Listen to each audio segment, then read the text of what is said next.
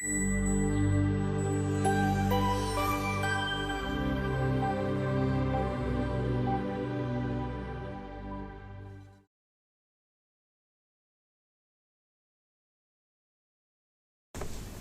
good morning everybody.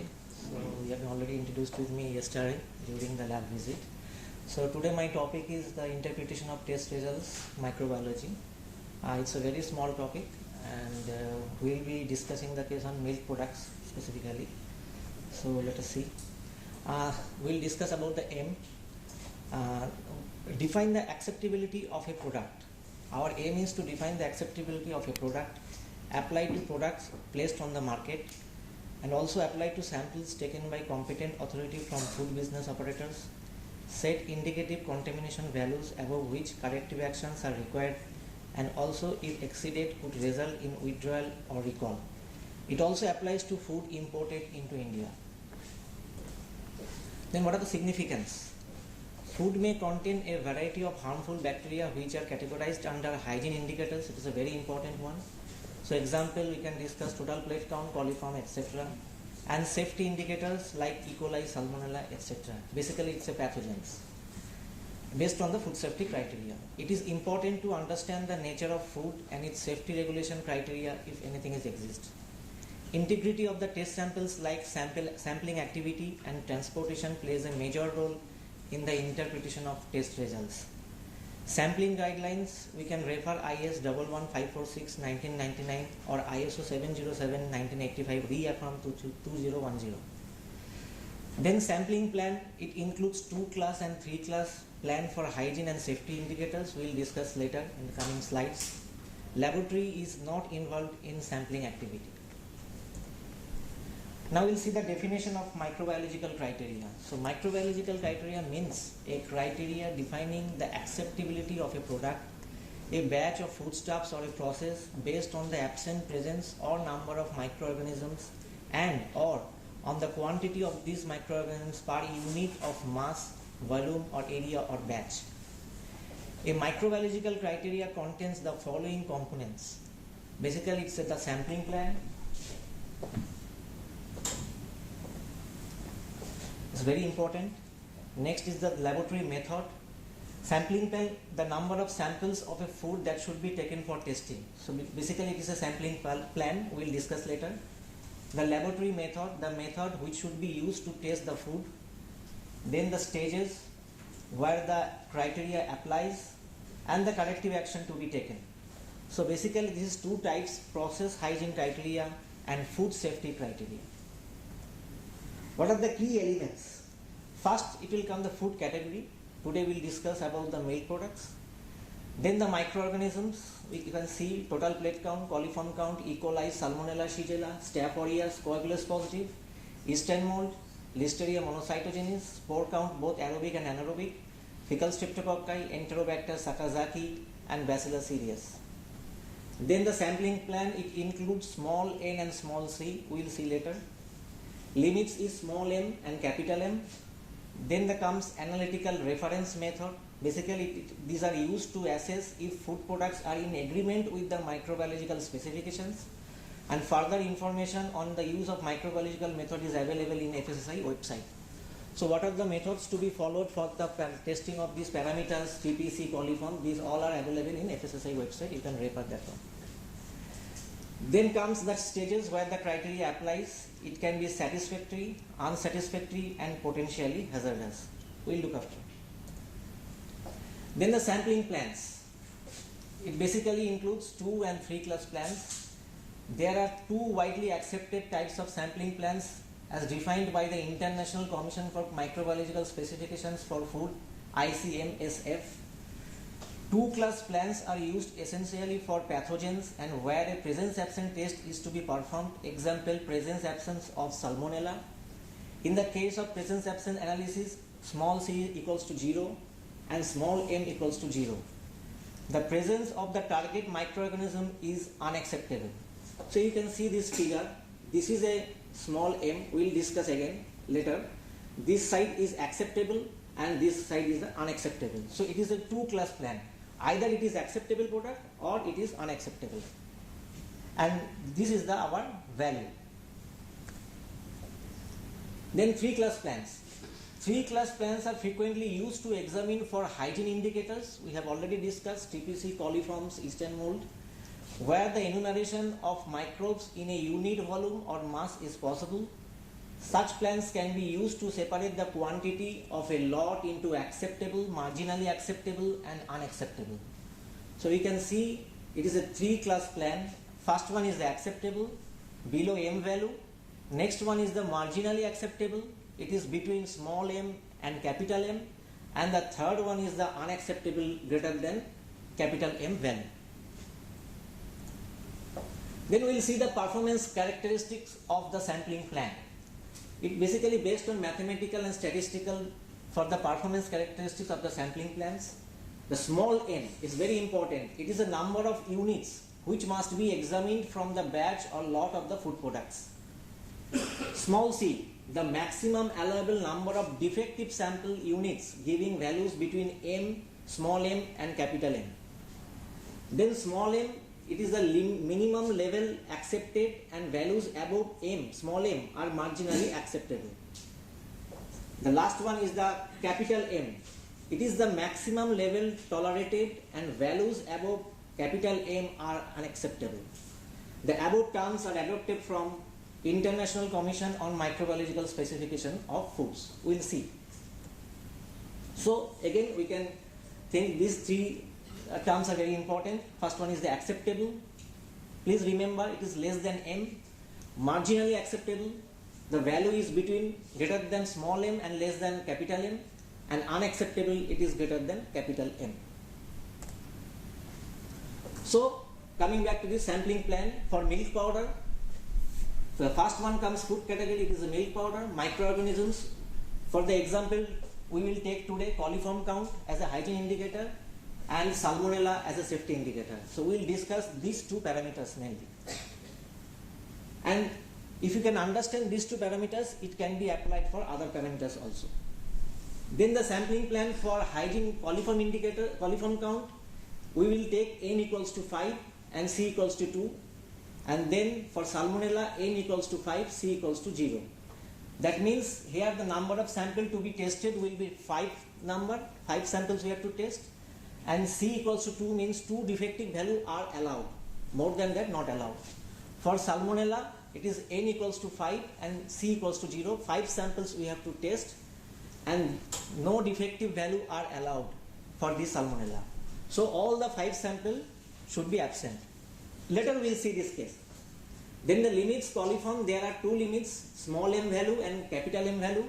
But for salmonella there is no different value for small m and capital M. For salmonella it is small m equals to capital M. That means only one value.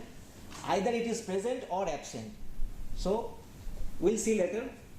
Analytical reference method we will be using for coliform count IS 5401 2002 or ISO 4832-1991. And salmonella it is IS 5887 part 3 1999 equivalent to ISO 6579-1993. Microbiological criteria it will be applied and we will see the interpretation. So basically this is our sampling plan for milk powder. So you can have a look microorganism. First we have taken coliform count. Then the analytical unit, either the lab can take 10 grams or 50 grams. It is based on the laboratory choice. Because some laboratories may take 50 grams. So there is no problem for that. Some laboratory may use 10 grams. Then for salmonella, it is already fixed, internationally accepted 25 grams analytical unit. For coliform count, we will see n equals to 5. 5 samples we have to test. C equals to 2. So 2 values between small m and capital M are accepted. The small m, the value is 10 CFU per gram and the capital M is 50 CFU per gram. So these two values, if it is between 10 and 50, these are allowed. But more than 2 values between these are not allowed.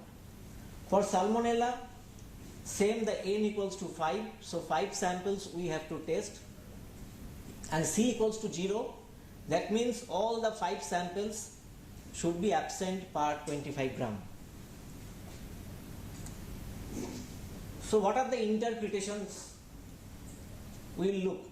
Satisfactory. First term is very important. If all the values are less than m, or if a maximum of C units are between small m and capital M, and the rest of the values are less than small m, results are compliance and acceptable. So when we will see the case study, again we will discuss this satisfactory interpretation. The second term is unsatisfactory. If one or more of the values observed are greater than m, or more than C units are between small m and capital M, results are non-compliance and not acceptable, and basically it is applicable for the hygiene indicators. So if you see the milk product specification in FSSI website or Appendix B, you will find that there are two values are there, that is called small m and capital M. So based on the results, we will see whether it is acceptable or not acceptable. Then the last one is potentially hazardous. This is very important. If one or more of the values observed are greater than m, or more than C units are between small m and capital M, results are non-compliance or not acceptable and indicate serious food safety concern. So this potentially hazardous, this interpretation basically applicable for the pathogens like E. coli, staph, salmonella, listeria, etc. Now for salmonella, listeria, it is a pathogen, so it is basically, we will see the only small m equals to capital M. But in some cases, staph, there might be two values, small m and capital M. There we will decide whether it is potentially hazardous or not. Then what are the action in case of non-compliance for pathogens? Immediate remedial action initiated for pathogens, like if it is salmonella detected or listeria detected. Enforcement, prosecution by the food safety authority. Prevent the affected lot from being released for human consumption. Ensure recall of product if it has been released for the human consumption. And reject the lot at port of entry. Detailed risk assessment study. Then actions in case of non-compliance for TPC and hygiene indicators. It indicates poor hygiene or poor handling practice. Check on the manufacturing process and controls for prevention of the recontamination. Determine and correct the root cause of the failure, and as appropriate review and revise monitoring procedures, environmental surveillance and prerequisite programs, conduct HACCP and GMP audit. So case study. Now it will be clear to you. Salmonella in milk powder. Today we will show you salmonella in milk powder. So example criteria. The criteria is given n equals to 5, C equals to 0, small m equals to 0. That means all the samples tested for salmonella must be negative. Now the lab report, we received sample 1 absent per 25 gram, second one absent per 25 gram, third one absent per 25 gram, fourth one absent per 25 gram, fifth one absent per 25 gram. So what is the interpretation? The test result is satisfactory and not potentially hazardous. So now we can come to this criteria. N equals to 5. So this 1, 2, 3, 4, 5. C equals to 0. That means all the samples should be negative. So 1, 2, 3, 4, 5 all are negative. N equals to 0. So we can say the test result is satisfactory and not potentially hazardous. The second one criteria is the same for salmonella. N equals to 5, C equals to 0 and M equals to 0. Here all the samples tested for salmonella must be negative. The criteria remains same. But the lab report we have received, first one is absent per 25 grams, second one is absent per 25 grams, third one is absent per 25 grams, the fourth one you can see it is a present per 25 grams, and the fifth one is absent per 25 grams. Now out of these 5 samples, we have seen that one sample reported as present per 25 grams, which is not complying with this criteria.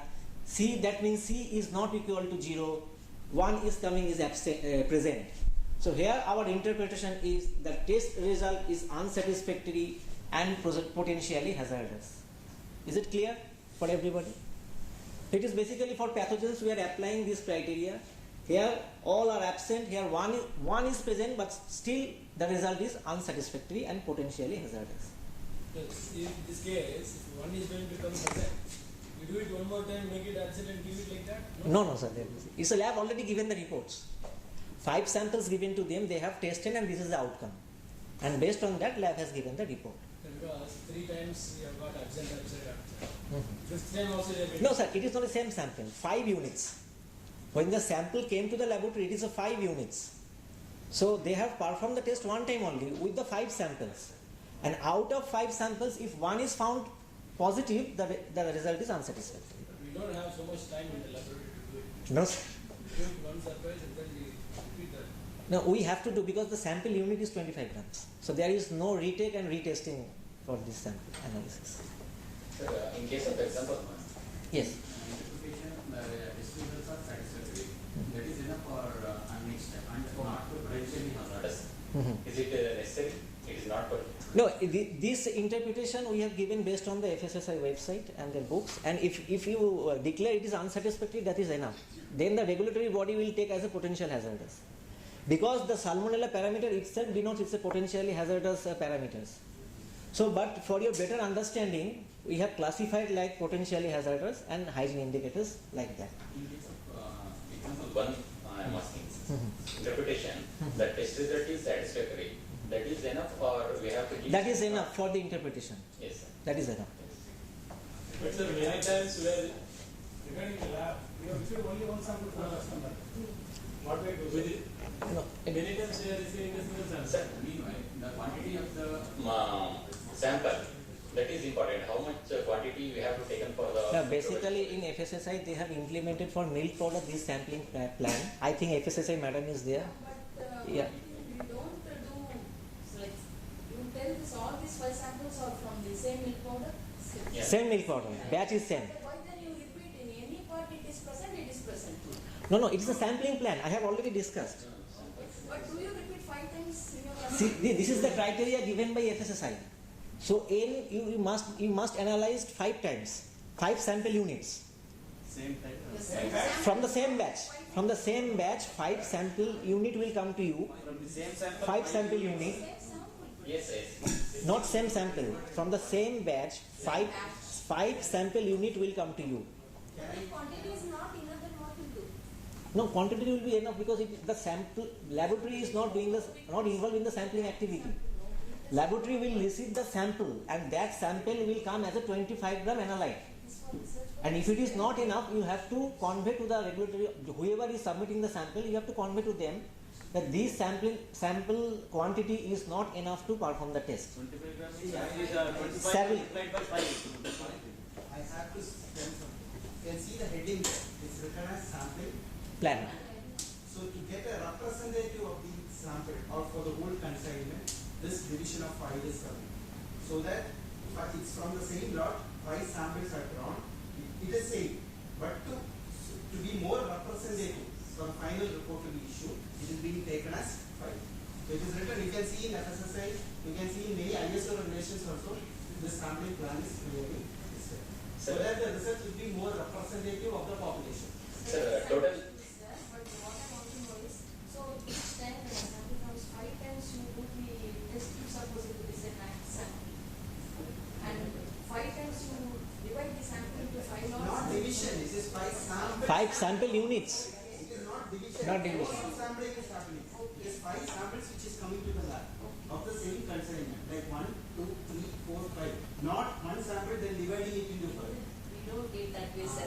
Okay. Sir, one question. Many labs are issued Yeah, we get only single samples, and it goes to the chemical parameter also.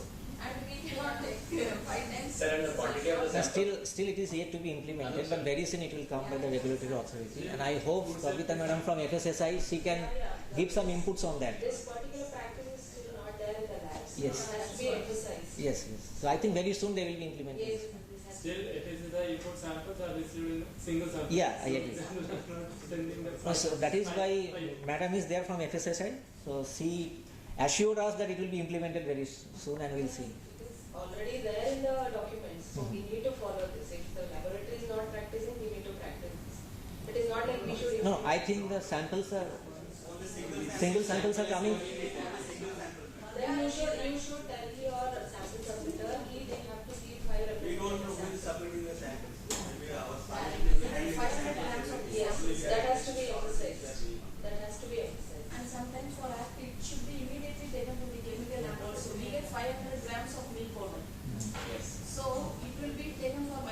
first one which should No, come. there will be no sub-sampling for microbiology, madam. It will come as such as a 5 sampling units. It will be 5 different, means 5 samples from the same batch. Very much. Understood. You cannot do anything there. You have to only perform the test from that one.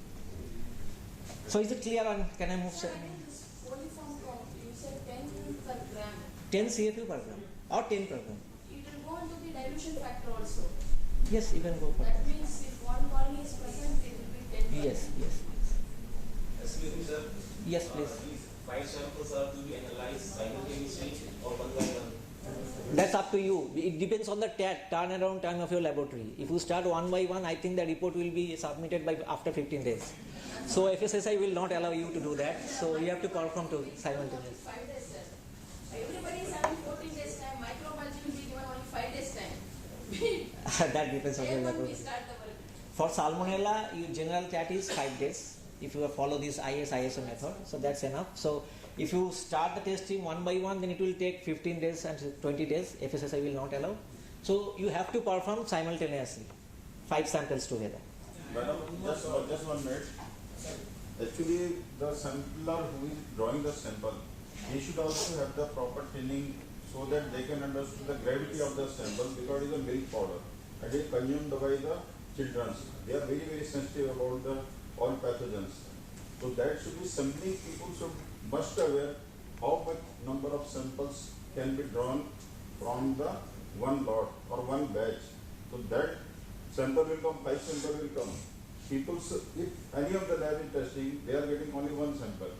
And they do not know it is coming from which regulatory body, whether it's FSI, EIC or so officer who are testing in the same lab, they didn't understood from where it is coming, whether single sample need to test or 5 sample need to test. It can be tested when 5 samples can be put together and then they can understood. But they should, lab should understood these are different sample, 5 different samples. They should not understood we are doing 1 lot in 5 times. But sample, when sample comes drawn in the from the port, it should be 5 sample for the milk powder. Then it can be tested 5 times, and out of 5, if any one is failure, then it is the rejected. This is the just he is explaining, I think so. Yes. Sir, what about the chemical analysis? It is a concern to the microbiology. And after if the 5 samples are taken for the microbiology section of the same batch number, and No. again they have to send it for the chemical analysis. Chemical analysis, sir, anything for? Chemical criteria. Yeah, we have to do. I think At Dr. present- Anoop Krishnan will take the class for that. Sir, we have getting. Catch what he was trying to tell, or madam was telling is, a sample is coming, some portion is being sent to chemical lab, some portion is being sent to biological lab. Suppose a portion which is being sent to chemical lab is containing salmonella, the portion is sent to biological lab. My point is No, sir. For in case of this milk sample, I am telling you, the for microbiologically separately 5 sample will come to the laboratory. Yes, sir, I- There will be no subdividing or subsampling of the same lot. Yes. For microbiologically, it will come 25 analyte samples. There is no question about no question regarding chemical analysis. Chemical analysis, different sample will go to the chemical section but of the same batch. Same batch. So not like what madam was saying. No. That's it. Sir, The- for FSSA, we receive a Single package of 50 grams, 500 grams. For that, I think from the FSSI they will give the guidelines and it will be implemented very soon. I hope so. So, madam will assure from that. I have got one more point. That's what. These discussions are happening. Somewhere you should note it down. You cannot tell it for somebody who is representing that organization here so that they will take care. They will not be able to note it down and then go back for doing it. This should come as a common output of this workshop. Yes. And then that can be submitted to FSSA. Fine, fine, sir. When she is or somebody other is going to be there, they will review that and Fine, that sir. can be considered. Yes, sir.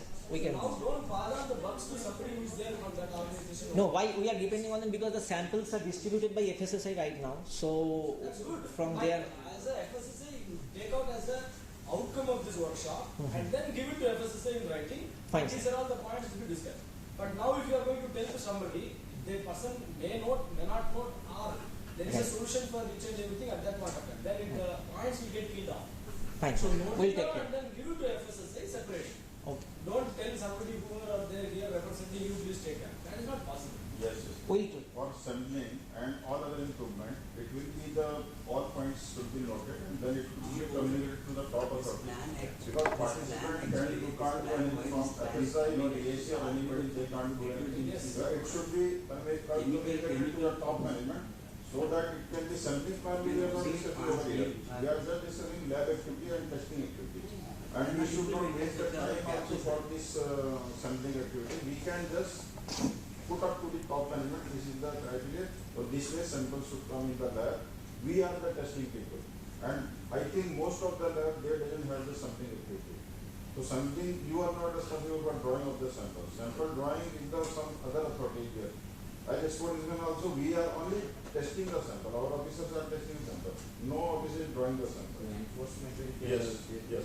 This better, then we will put what we will do, but we will put out all the points, and this will be communicated to the top management of the food sector, not the participant. Thank you very much. Thank you. Continue. Yeah, please. Why we take 5 samples for testing is that the distribution of pathogens. So Yes. just to have a uniformity. Yes, uniformity, These points to understand more.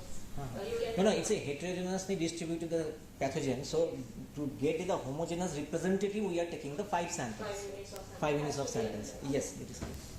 So next we will see the case study for coliform count in milk powder. So here we will take the example 1 and example 2. The first example, the criteria is given n equals to 5. Again the 5 samples. C equals to 2, small m 10, capital M 50. So the lower limit is the 10 CFU per gram, upper limit is 50 CFU per gram. So the criteria says all the samples tested for coliform count must be less than m, or maximum 2 values can be between small m and capital M. Now we have received one lab report where the sample 1 we got the value less than 10 per gram, sample 2 less than 10 per gram, sample 3 30 CFU per gram, sample 4 less than 10 per gram, and sample 5 40 per gram. Now you can have a look on that. Sample 3 and sample 5, there are 2 values which are between small m and capital M. So though these 2 values we got and which is more than 10, but still the interpretation is the test result is satisfactory because it fulfills the criteria C equals to 2. Whereas in the example 2, the criteria remains same. All the samples tested for coliform count must be less than m, or maximum 2 values can be between small m and capital M. Now we have received one lab report where sample 1 and sample 2 both are less than 10, but sample 3, sample 4 and sample 5 are 20, 30 and 40 per gram. Though it is below less than 50, but as 3 units, our criteria is C equals to 2. 2 are allowed, but here it is 3, 4 and 5. So one more C equals to 3 it is coming. So our interpretation is the test result is unsatisfactory. So this is our conclusion. We have taken one example from hygiene indicator and one from pathogens. This is clear to you for coliform count. Next conclusion is many challenges are coming to the food industry as a result of increased food safety regulations. Food microbiological testing and result interpretation is definitely an important component of the food safety, but is certainly not the only factor. Everyone involved in the food supply, from farmers to food processors to food regulatory authorities, all have a role to play in food safety.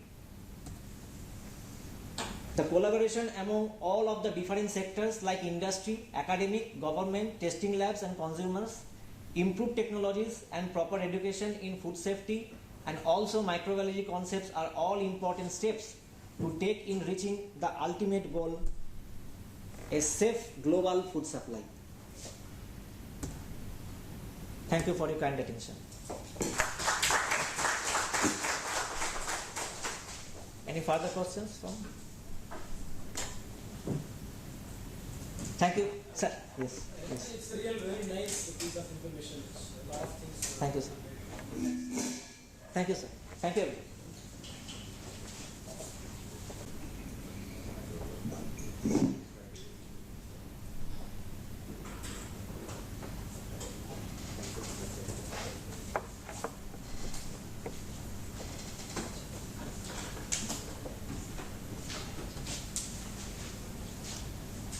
Good morning to all.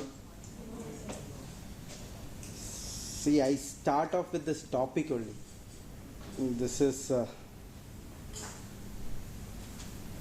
I just want, I think almost all the people here in the participants are either issuing the test report in form A or form B. Either of it happens. Correct. So I just want to know who all gives opinion or interpretation.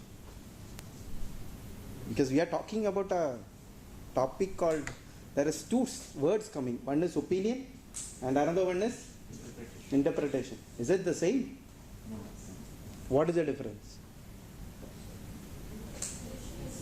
Opinion based on what interpretation of the result?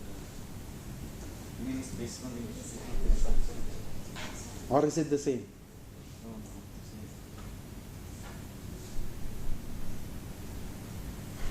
no. Now I'll write something else. This is also very common, I think, in test report. In chemical, you see something called, I think almost all right. Yes. So I have written only something called N and D. So what is it? But we see in the report as ND. So I will tell it is not done. not detected. It can be also read as not done. Because one parameter I will write and tell ND. We have not expanded, so it is not done. But I will just tell these are few things which I am going to cover in this. We'll see whether it is not done or not detected or some other meaning is there. See, standard, this is again ISO IC 17025. Can anyone tell where this opinion interpretation covers in the whole? Surely it is going to be addressed in the technical class. 5.10. Any other opinion is there? Only 5.10 is addressing about interpretation of results. Any other opinion? 5.2. Good. Then 5.7. We are talking about interpretation of a test result. Result 5.10. 5.10. So anyway, sure, 5.10. 5.4 speaks about it. Then 5.2 speaks about it. So it's all interrelated. So again, just the purpose is to be reported, the results will be reported accurately, clearly, unambiguously and objectively. There is nothing which I am speaking, everything is spoken in the standard. It's written in 5.10.1. See, when reporting the results of a measurement or a physical quantity, it is obligatory that some quantitative indication of the quality of the results be given. See, it is ultimately, the purpose of reporting is someone is going to use it for some purpose. The result is given from the lab, but it goes to someone else who takes a decision based on the test report issued. Whether it is in the form of Form A, whether it is in the form of Form B, or whether it is any other test report, because all the test reports issued should comply to the requirements of ISO IC 17025. Now generally when we read a test report, these are few things which are there in the test report. There may be a covering letter. Then some details are being written, the label claims, the ingredients, so many details we go about in a test report. Then we write the analytical results, and some reports even address about quality assurance in some test report. What was the level of recovery, some report. Maybe you may not see that in Form A or Form B, but I am just touching that these are things which should be ideally there in a test report. Again, it should also contain, I feel, printouts of analytical instruments, readings. These are kept as evidence. These may be kept as an evidence within the lab or something called a raw data. What do the results actually mean? Now, I think many things you will see in an analytical results in columns indicating what is the matrix you have tested, the contaminant tested. I think this all comes in Form A or B, and the limit or the specification. Then I think the unit comes, and then we will write in a column either ND, not detected, or absent or present.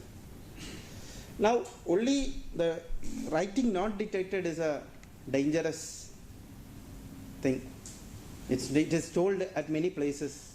I think you can see even now in Form B or Form A, you can see ND being written or not detected being written also. But however, it doesn't give any meaningful information to the person who is taking the decision. See, ideally not detected means something by the term detection you are giving an information to someone that you are quantifying something.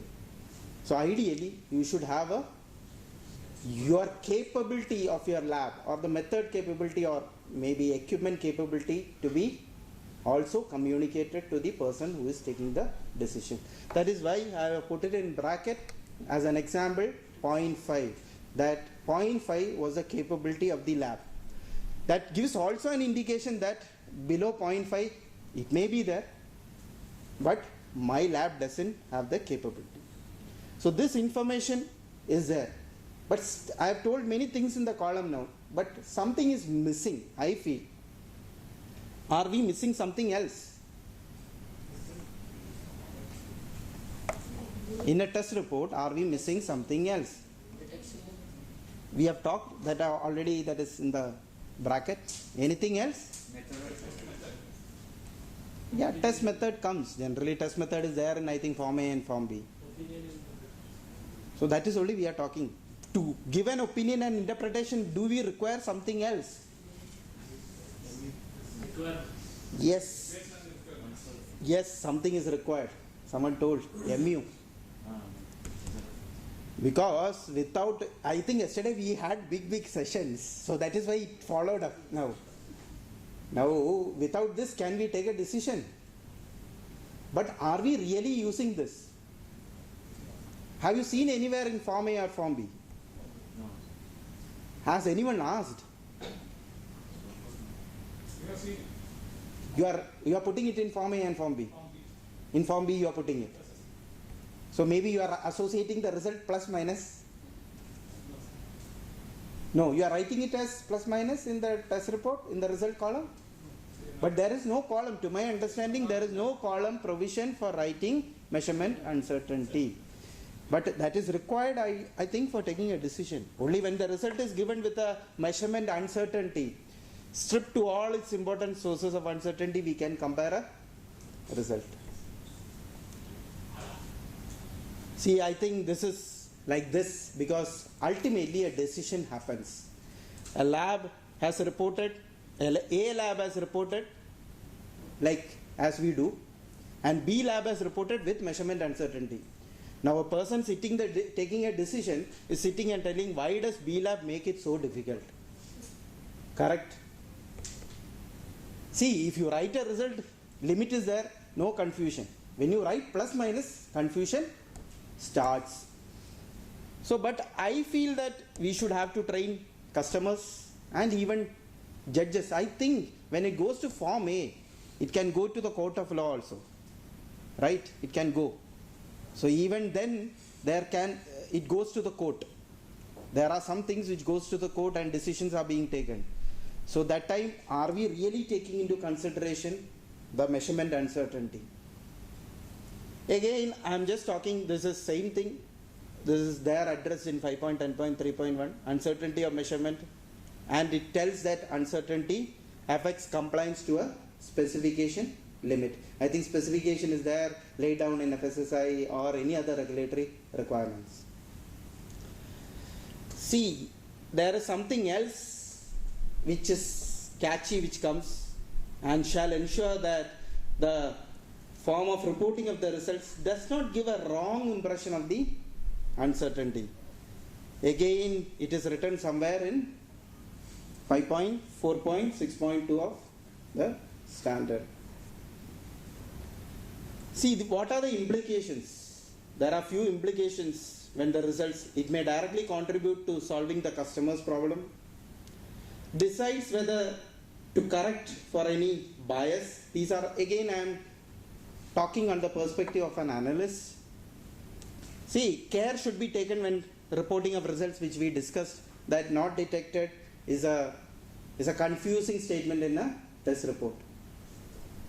Again, when you write measurement uncertainty, you should also put a note at what confidence level this, I think yesterday we had a discussion, at what confidence level the measurement uncertainty has been calculated. I think yesterday Subramaniam sir was, and Tiwari sir was talking about that it should be ideally put in the reports. Then again, such a decision may not be a responsibility of the analyst. Now that is a confusion always. Who gives opinion or interpretation? Whether the analyst gives, to my understanding, it should be the analyst should only provide a technical advice, not further beyond that. Now I am putting up a scenario here. Now let us see. I think it's a common thing. I think many of us see it. Here slightly it is in a different perspective. I think everyone sees it. There is a limit, something called, I think this is the limit. So this is the value and this is the uncertainty which is coming. This is the uncertainty associated. Then you have another scenario and a third and a fourth scenario. And everything is written clearly. The analytical result bounded by the measurement uncertainty endpoints is greater than the MRL. This is MRL. Here there is no confusion, right? Do anyone has any confusion?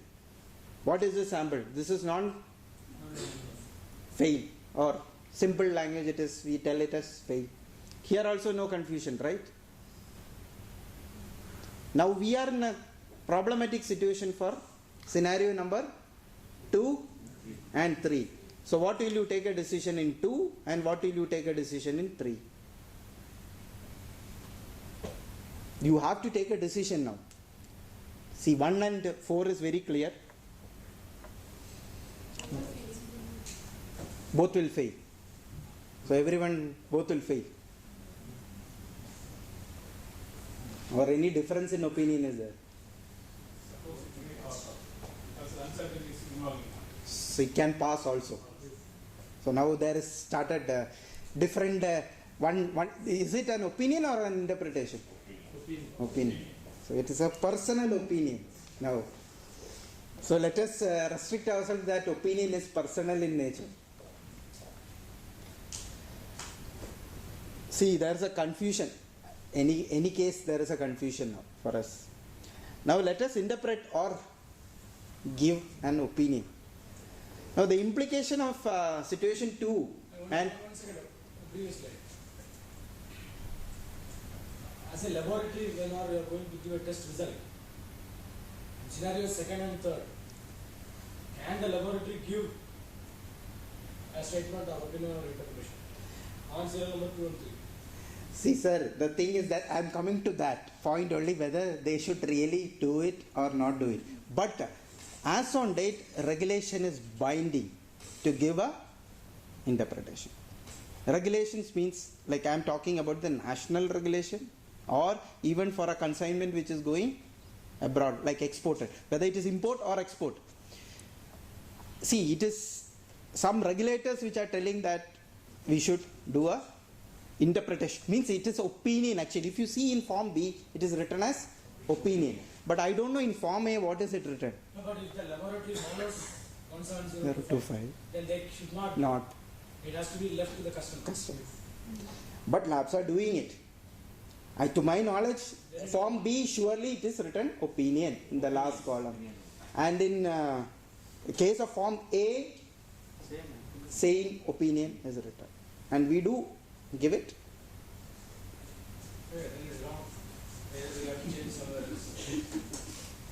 You have to change the standard? Or? No, it's not that actually. As a laboratory has got limitation in giving some results or opinion interpretation on what is being done. But if it is following 17025, then clear as per the requirements you cannot. Because the class whatever you have quoted, there is not. But real practice. But customer, see, if a customer is requesting, now the customer here in this scenario. Options can be given to the customer. No, sir, the issue is, suppose our samples, export samples we are giving clear or not clear. Normally we are mentioning that. Because this result is going to the customs department. They are not in a position to judge based on our report. because they are normally their own technical person. So if the customs is ready to give a interpretation that based on this result can clear or not clear, it's okay. If they are not ready, we have to give. See, ultimately, That is the issue. on behalf of the test result, there is some certificate which may be issued. In case of our cases, it like indirectly we are telling on the basis of the test report, this product is fit for human consumption. However, not written somewhere, it implies. So, see, it's a tricky situation. No, that one what you told is okay. Because fitness for use it is coming. It's a decision of the customer, not as a laboratory. No, it is not. But the strength is of the test report. On basis of the strength of the test report, they are giving a statement that Sure, somebody else is taking a call. Yes. It's final. Yes. But laboratory cannot take a call. But sir, here the situation is there is no second persons to do that. Here we are supposed to do that because customs is not ready to do that. As an export inspection agency or spices or whatever be, we are giving that because our system is like that. They require a clear indication on the basic code that whether that sample is possible. Because they are simply saying that whether it's clear or not clear. Based on that only they are allowing the consent. simple They are sentence. not giving any comment, they will keep it. You tell us the sample is passing or failing. There is no other confusion in this. You tell pass, it goes inside or goes outside. They don't mind whether you have any Fail, or not. it will come. We have to take a decision. Maybe in the case of FSSI, I think the reference sample goes to the referral laboratories for further confirmation, and then the decision happens. But here in the case of export, sometimes exporters have the freedom to challenge it. Yeah, they have The freedom to challenge it. Maybe sometimes the reference samples or the defense samples are being tested. So, but I will come. Actually, this is being taken from a document which is clearly telling what scenarios can happen. If it is a situation which is arising depending on a national practice and may have considerable impact on the acceptance of a trade consignment. Again, they are telling caution should be exercised in distributing products in domestic market or international trade with the test reports illustrated in situation 1 and 2. So for me, this is more confusing. Again, I have got more confused when I read this. See, it is not telling you clear it or don't clear it also. Now, when it came, again they are telling, for example, when certifying products for export, it may not be as advisable to export consignments with residue results as described in situation 1 and 2. Again telling advisable. 2 and 3, advisable. Now one more scenario for countries importing. Now one was exporting, now I am coming to importing. With residue levels as described in situation 2, it may be difficult to verify compliance with MRLs with an acceptable level of confidence. But when it comes to situation 3, generally, it may not lead to actions by importing country. So let us see what was those 2. So here it is less than the, so that may be the reason they are telling that. And situation number 2, it is above. So see, again I am telling you, these are statements which have come from a codex guideline which is internationally being accepted presently for interpretation of a result, and it is CAC GL 59 2006. It is related directly to trade. And now let me come to this O and I. What is O and I? See, this is my opinion. I told you there is no much difference, but that is just my interpretation. See, to interpret or to give an opinion do not mean the same thing. These words are relative to one another. The difference is subtle. It is just nothing. You can tell it is like 2 people standing back of back. You can only see a shadow. So it's something like that. See, opinion and interpretation is a process by which applicability of a result of test or calibration may be extended. See, the important thing here is the person. I am coming to the person now. Indirectly, I am going to individuals now. Ultimately, we discussed in previous also, everything is that M. The M is the most dangerous thing. And I think it is to be assessed by a technically qualified person or organization. And further inferences are to be based on the results produced. Again, using knowledge and professional judgment of the person. Organization in the area of testing or calibration being undertaken. See, again, it should be supported by some definitive evidence. Everything. You can't just give personal opinions. It will be difficult. It can have many implications.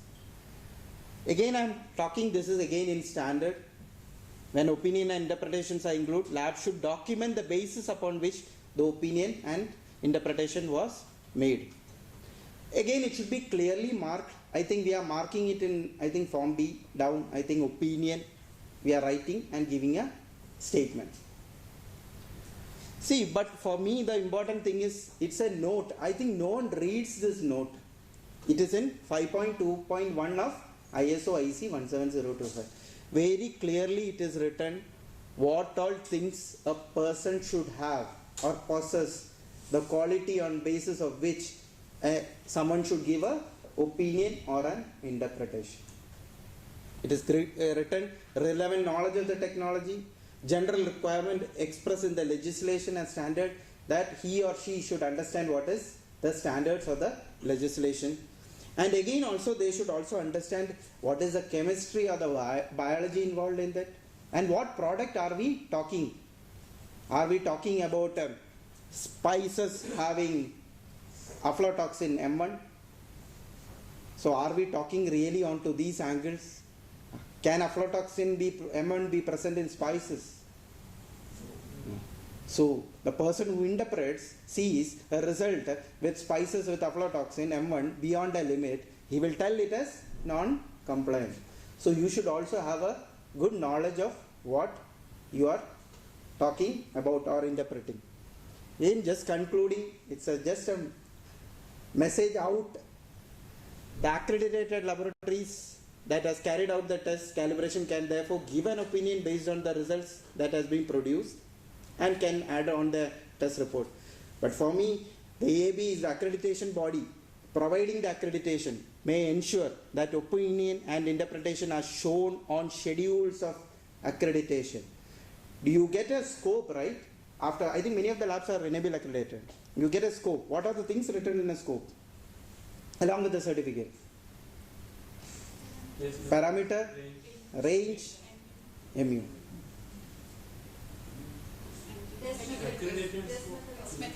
Test method. MU is written. MU is given for recommendation, but when it comes back to you, MU is written. No. I feel one more column should be there. That, yeah, product is written. I feel one more column should be there. That is O and I. Some labs may have the capability. See, you have a big scope of sometimes 100 pages. So and we do have authorized signatories. Do an authorized signatory have the capability to interpret or give an opinion to all the tests? Or do lab has the capability? I am talking about the personnel to give. They have the capability to test it. But interpretation, I feel it should be there in the accreditation scope. It is again my opinion. Thank you.